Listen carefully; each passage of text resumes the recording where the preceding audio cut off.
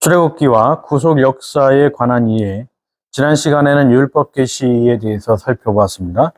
오늘 시간에는 언약과 언약 중보자에 대해서 계속해서 살펴보도록 하겠습니다.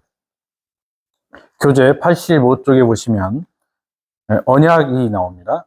출애굽기 24장 4절에 근거하면 모세는 하나님이 말씀하신 모든 것을 언약의 책이라 불리는 문서에 기록했다. 그래서 출애굽기 24장 7절 말씀을 보면 언약서를 가져다가 백성에게 낭독하여 듣게 하니 그들이 이르되 여호와의 모든 말씀을 우리가 준행하리이다, 이렇게 기록합니다. 모두가 기록된 것은 아니지만 거의 대부분의 내용이 출애굽기 21장과 23장에 기록이 되어 있습니다. 그래서 언약서는 4개의 단락으로 구분이 됩니다. 첫째는 일상생활의 다양한 면을 다루는 긴 법률들로 기록이 되어 있습니다.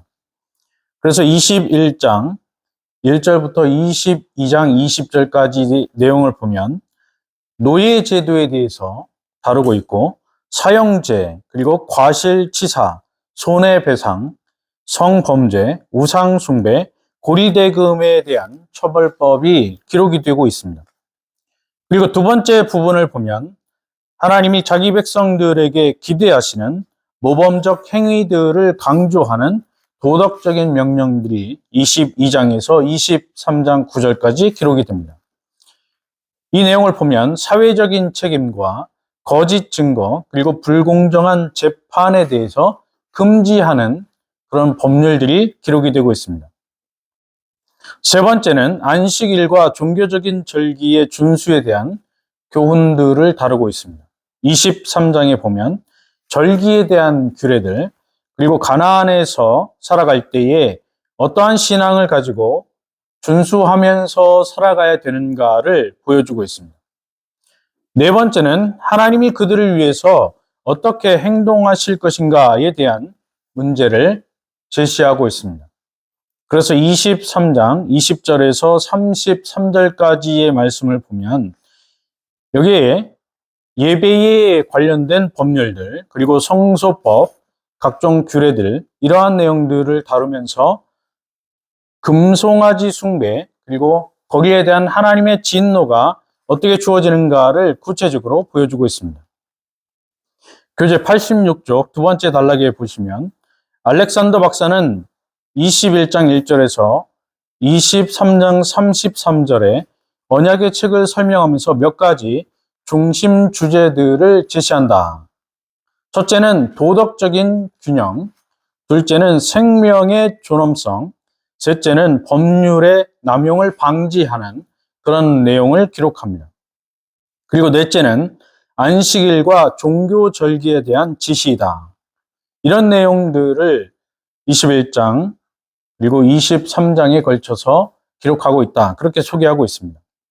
총신대학교 신학대학원에서 구약을 가르쳤던 김정우 박사는 시내산 언약의 특징을 제시하고 있습니다. 교재 86쪽 세 번째 단락에 보시면 먼저 시내산 언약의 기초는 하나님의 주권적인 의지라고 한다. 다음으로 언약의 목적을 제시하고 시내산 언약의 성격은 순종과 약속, 언약 체결을 위한 백성의 준비, 하나님의 강림, 이런 순으로 제시하고 있습니다. 하나님께서는 친히 이스라엘을 이집트, 애굽에서 인도해 내셨습니다. 이스라엘 백성들이 자신의 힘과 능력으로 애굽의 왕과 군대를 무찌르고 나온 것이 아니고, 그러니까 자신들의 독립운동을 통해서 해방을 받은 것이 아니고 하나님의 능력으로 이스라엘 백성들이 애굽에서 나오게 된 것이죠. 그래서 이스라엘 백성들의 자유, 해방이라고 하는 것은 전적으로 하나님의 은혜에 달려 있습니다. 그래서 신명기 32장 11절에 보면 하나님께서 이스라엘 백성들을 구해내시는 방법을 묘사하기를 독수리 날개로 업어서 인도해 내셨다, 그렇게 표현하고 있습니다. 새들 가운데, 조류 가운데서 가장 강한 독수리의 날개에 엎여서 시내산까지 온 것처럼 하나님께서 이스라엘 백성들을 인도하시고 구원해 내셨다라고 하는 사실을 보여주고 있는 것이죠. 그것이 끝이 아니고 광야 40년 동안에도 하나님은 계속해서 이스라엘 백성들을 보호하고 지켜주셨다라고 하는 것을 볼 수 있습니다. 86조 네 번째 단락에 보시면 그러면 그 시내산 언약은 출애굽이라고 하는 역사적 사건에 근거해 주어진 것이다. 하나님의 뜻을 가르치고 순종을 요구하는 것이 바로 하나님의 언약이다. 이스라엘 백성들의 입장에서 보면 이 언약의 말씀을 지키는 것이 곧 하나님의 말씀을 듣고 하나님의 말씀에 순종하는 것으로 나타나게 되는 것이죠. 그들의 예배하는 방법, 신앙을 준수하는 여러 가지 규례들, 그리고 이스라엘 백성들이 살아가면서 지켜야 되는 여러 가지 법률적인 내용들 역시 하나님의 언약 백성으로서 순종하면서 살아가야 되는 그 지침을 보여준다라고 할 수 있습니다.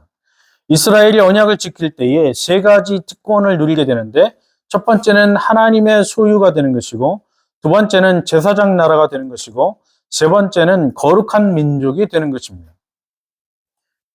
이제 87조 두 번째 단락에 보시면 언약의 중보자에 대해서 내용을 다루겠습니다. 스데반은 모세를 이집트에서 학술을 다 배워 그 말과 행사가 능한 자라고 밝힙니다. 출애굽기 7장 22절에 보면 스데반이 설교를 하는 가운데 모세를 이집트에서 학술을 배운 사람, 그러니까 왕실에서 왕자로서 학문과 학술을 배운 사람으로 또 그의 말과 행사가 능한 사람이라고 스데반이 밝히고 있죠. 실제로 모세는 이집트에서 왕자로 학습을 받으면서 자랐을 것입니다. 그래서 출애굽기를 보아도 그런 평범한 사람이 아니었습니다. 출애굽기 11장 3절에 보면 여호와께서 그 백성으로 애굽 사람의 은혜를 받게 하셨고 또 그 사람 모세는 애굽 땅에 있는 바로의 신하와 백성의 눈에 아주 위대하게 보였더라. 그렇게 기록합니다. 이것으로 보아도 모세는 당시 바로와 그리고 애굽의 신하들 뿐만 아니라 백성들 눈에 아주 위대한 인물로 차기 바로가 될 수 있는 그런 가능성이 있는 사람으로 보였다라고 하는 것이죠. 그래서 구약학자인 발터 아이루트는 그의 책에서 모세를 가리켜 이렇게 말합니다. 사회적, 정치적, 종교적 분야에서 하나님의 뜻을 선포하는 사자가 되었다. 모세는 조직자였고 국가의 지도자였고 하나님을 위한 예배의 감독자였습니다. 그는 기적을 이루는 사람이었습니다. 87조 네 번째 단락에 보시면 또 모세는 하나님의 종으로 부름을 받았다. 출애굽기 4장 10절에 보면 모세가 여호와께 이르되 오 주여 나는 본래 말을 잘하지 못하는 자니이다. 주께서 주의 종에게 명령하신 후에도 역시 그러하니 나는 입이 뻣뻣하고 혀가 둔한 자니이다. 이렇게 하나님의 명령에 모세가 핑계를 대는 것을 볼 수가 있습니다. 그러나 모세는 말을 잘 못하는 사람이 실제로는 아니었고 애굽에서 왕자로 자랐기 때문에 온갖 학문과 학술과 언변술 혹은 수사학, 백성들을 선동하고 백성들을 설득할 수 있는 그런 언변술도 충분히 배웠던 것으로 보입니다. 그러면 모세가 여기서 나는 입이 뻣뻣하고 말을 잘 못하는 사람이다 라고 핑계댔던 것은 일종의 핑계였지 실제로 모세가 말을 잘 못하는 사람은 아니었다라는 것을 알 수 있어요. 출애굽기 14장 31절에 보면 이스라엘이 여호와께서 애굽 사람들에게 행하신 그 큰 능력을 보았으므로 백성이 여호와를 경외하며 여호와와 그의 종 모세를 믿었더라. 모세가 하나님의 백성들을 설득할 때 그가 행했던 능력과 그의 설득력을 보면 대단했다라고 하는 것을 우리가 알 수 있는 것이죠. 88쪽 두 번째 단락에 보시면 또한 모세는 중보 사역에서 절정을 이루는 제사장의 역할을 감당했다. 출애굽기 32장 11절에서 14절에 나오는 내용을 보면 모세가 하나님께 구원자로 부름을 받았고 그가 이스라엘 백성들과 하나님 사이에 중보 사역을 했다는 것을 우리가 알 수 있습니다. 88쪽 마지막 단락에 보면 모세가 시내산에서 언약을 중보하면서 그의 책임이 명확해졌다. 바로 이 모세가 여호와의 모든 말씀을 기록하였고 언약을 위한 제사를 드리기 위해서 제단을 쌓고 12개의 기둥을 세우게 됩니다. 그리고 그는 제단 위에서 제물과 백성들 위에 피를 뿌리고 이스라엘이 금송아지를 만들었을 때에 이스라엘 백성들을 위해서 중보하는, 기도하는 그런 중보의 사역을 볼 수가 있습니다. 모세가 이스라엘 백성들과 하나님 사이에 이렇게 중보자로서 사역을 한 것을 가지고 또 이 말씀을 오해해서 모세의 중보 사역을 오늘 우리에게 그대로 적용하는 그런 결과들을 오늘날 쉽게 만날 수 있죠. 이것은 모세의 중보 사역에 대한, 그러니까 성경 해석에 대한 오해입니다. 모세가 중보자로서 역할을 했기 때문에 우리도 중보자로서 하나님과 교회 사이에 혹은 성도들 사이에 역할을 할 수 있다, 이런 엉뚱한 또 해석을 하게 되는 것이죠. 이것은 로마 사제주의에서 나온 것입니다. 또 어떤 사람들은 오늘날도 우리가 중보 기도를 할 수 있다, 이렇게 또 엉터리 적용을 하는 것을 보게 됩니다. 모세가 중보자로서 사역했다라고 하는 것은 모세가 하나님께 부여받은 그의 직분과 연결을 시켜서 이해해야 합니다. 모세는 이스라엘 백성들을 애굽에서 인도해냈던 인도자, 구원자의 역할을 감당했던 것이고 하나님께서 모세를 또 제사장의 직분으로 그를 부르셨고 뿐만 아니라 모세를 왕의 직분 혹은 제사장의 직분 혹은 선지자의 직분을 감당하도록 부르셨습니다. 그래서 모세가 감당했던 그의 직분은 장차 신약에 오시는 이 메시아 예수 그리스도의 그림자로서 우리가 이해를 해야 합니다. 그래서 모세가 이스라엘 백성들을 향해서 중보의 역할을 했다라고 하는 것은 장차 오실 예수 그리스도의 중보자의 역할을 우리가 이해해야 되는 것이죠.